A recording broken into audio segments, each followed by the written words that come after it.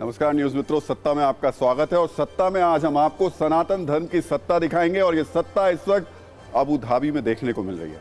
हम आपको Abu Dhabi के उस हिंदू मंदिर के अंदर लेकर चलते हैं जिसकी आज सुबह प्राण प्रतिष्ठा की गई और अब प्रधानमंत्री मोदी इस मंदिर का उद्घाटन कर रहे हैं। आरती भी होने वाली है जिसका ग्लोबल प्रसारण किया जा रहा है।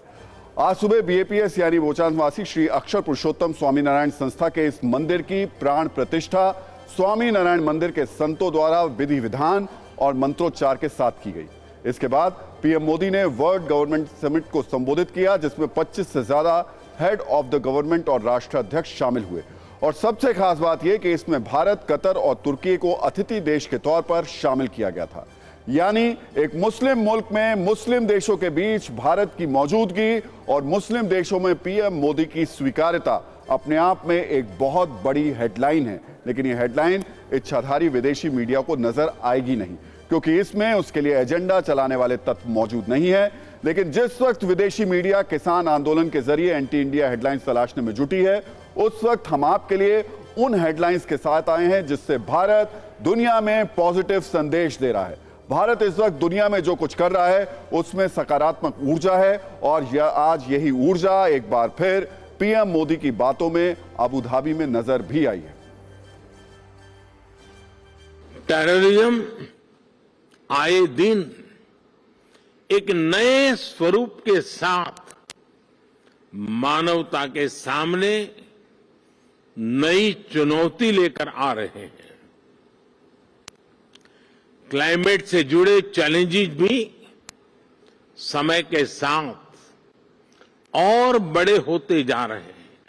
आज विश्व को ऐसी सरकारों की जरूरत है जो क्लीन हो, जो करप्शन से दूर हो, जो ट्रांसपेरेंट हो, जो ग्रीन हो, जो पर्यावरण से जुड़ी चुनौतियों को लेकर गंभीर हो। बीते वर्षों में भारत सरकार पर देश के लोगों का भरोसा और मजबूत हुआ है। लोगों को हमारी सरकार के इंटेंट और कमिटमेंट दोनों पर पूरा भरोसा है। भारत दुनिया का तीसरा सबसे बड़ा, और ये जो सीधी तस्वीरें आ रही हैं इस वक्त ये स्वामीनारायण मंदिर से आ रही हैं जहां पर प्रधानमंत्री ने आरती शुरू कर दी है। मेरे साथ इस वक्त दीपक बोहरा जी, पूर्व राजदूत, भी जुड़ गए हैं। दीपक जी, आप तो दुनिया भर में घूमे हुए हैं, कभी आपने सोचा था कि एक अरब देश में इस तरीके से आरती की गूंज आपके कानों तक पहुंचेगी?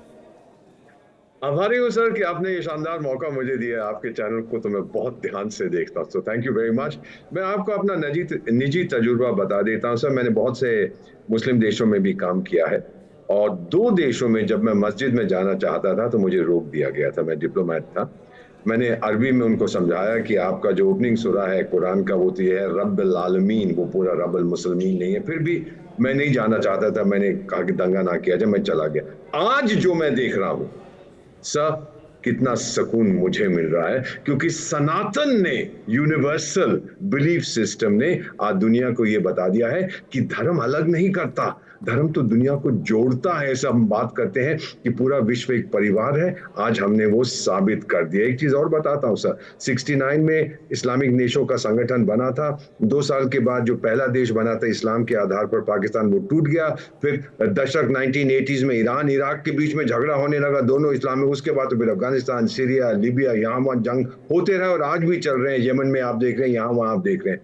तो सनातन धर्म और ये जो गूंज हम सुन रहे थे सर, मेरी आंखों में तो पानी आ रहा है सर। क्या कह सकता हूं, 72 साल की मेरी उम्र है। मैंने कभी नहीं सोचा था कि एक ऐसा इस्लामिक देश होगा इतना फॉरवर्ड लुकिंग कि वो आने वाली शताब्दी के बारे में सोच रहा है। वो 700 साल, 1200 साल पीछे नहीं जा रहा कि उस समय क्या होता था। वो भविष्य को देख रहा है और भविष्य उसका भारत के साथ दोस्ती में है सर। ये सनातन धर्म का संदेश है। मैं तो चला जाऊंगा कुछ सालों में, आप मुझसे बहुत जवान है, आप भी देखेंगे कि लिखा जाएगा सुनहरे अक्षरों में, February 2024 was when the world came together under सनातन धर्म।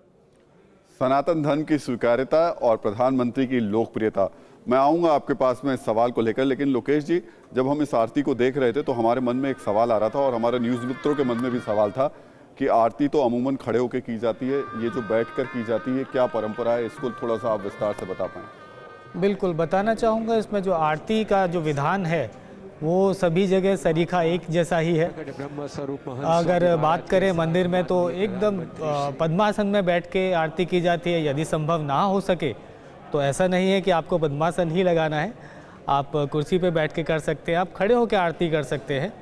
अगर ये निर्भर करता है आपकी वय कैसी है, आप युवा हैं तो निस्संदेह आप जो विशिष्ट इसके लिए है कि आप पद्मासन में बैठ के आरती करें और आप खड़े होकर भी कर सकते हैं। सामान्यतः पद्मासन में ही आरती की जाती है? जी, सामान्यतः पद्मासन में ही आरती की जाती है। अगर किसी कारणवश वय के उम्र के लिहाज से देखें या फिर स्वास्थ्य कारणों से चलते हैं तो आप कुर्सी पे या किसी आसन पे बैठकर भी कर सकते हैं। दीपक जी, अब सवाल मेरा आपसे यही है, अरब देश में जो हम तस्वीर देख रहे हैं उसमें सनातन धर्म की स्वीकार्यता और प्रधानमंत्री की लोकप्रियता, इन दोनों के संगम की वजह से ये तस्वीर है?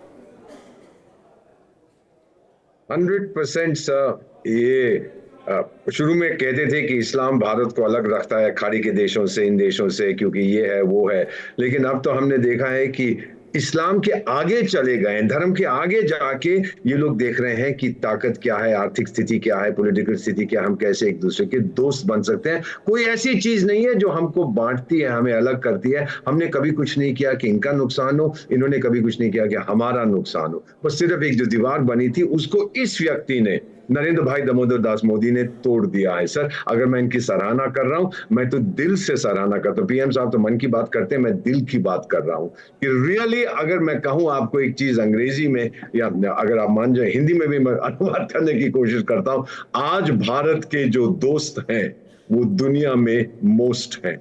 सर, 193 सदस्य देश हैं संयुक्त राष्ट्र संघ के। भारत को निकाल दीजिए और इक्का दुक्का कुछ बेवकूफों देशों को निकाल दीजिए, बाकी 190 में छवि भारत की आसमान से ऊंची है, क्योंकि आज हमने ये साबित किया है कि दोस्ती से, भरोसे से बड़ी कोई चीज नहीं होती। And hats off to this one man, Narendra bhai Modi.